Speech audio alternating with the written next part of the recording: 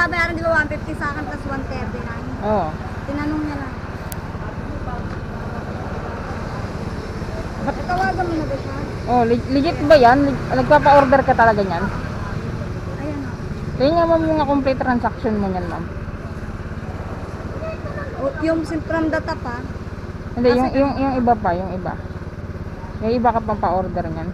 Marami, ayun. Paragis talaga. Yung mga picture.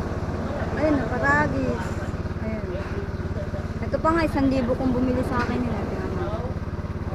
Ah, sige. Mukhang legit naman. Makikita ko sa iyo 1,000 bumili sa akin, linggo-linggo. Hindi, subdivision sila eh. Ang laki ng subdivision nun eh. Pwede naman siya mamulot naman. Kasi mayaman ko sila. Nahihiya. O, ito. Ito, 1,000 to kung bumili sa akin, paragis. Sa Makati naman yun. Hindi ma'am. Pag-scam ka ma'am, sisikat ka sa FB.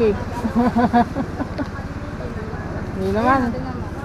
Ayan, 1,000. Ito, lagi bumibili sa akin. Ito po, para makita. Ah, sige. Naka-on yung camera ko ma'am. Okay lang? Walang problema. Ayan.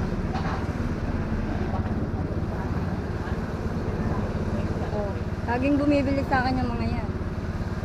Ah, sige. Marami akong customer. Sige ma'am, sabi mo eh. Tiwala ako sa'yo eh.